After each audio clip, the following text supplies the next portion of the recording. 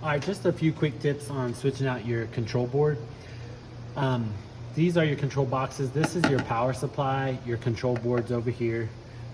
You have 6 screws, small screws, Phillips head that you want to take out. I've already taken out most of them, but you'll unscrew them here.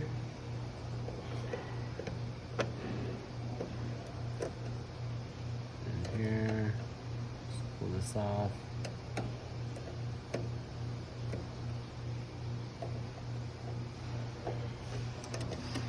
And then you have your control board mounted in there.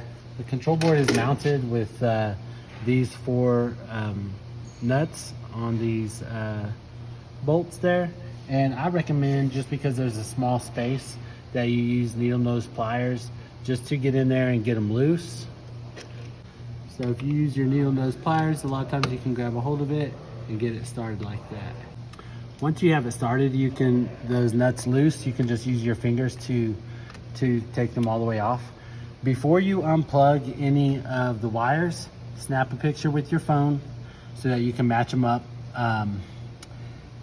There's really only a couple wires that you could possibly mess up, but you want to just make sure that they're all the correct way, okay? So once you take these bolts off, make sure you have a picture of how everything's plugged in.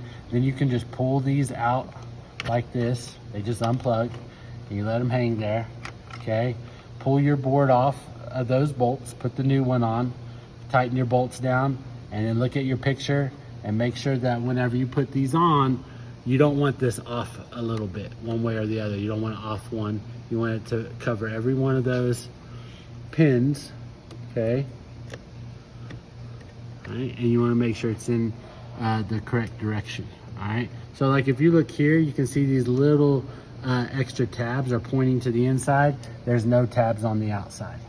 All right, you don't want to get this one and this one mixed up. You see there's 2 different ones. Okay, so you just want to pay attention to the colors of your wires and make sure you have that picture to refer to. All right, and then you want to make sure they're pressed in all the way. Okay, once you replace everything.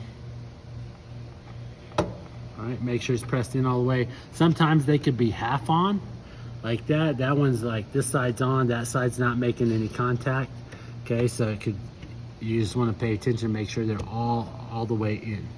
All right, and then you make sure your nuts are tightened, and then you can test everything before you put the cover to your box on.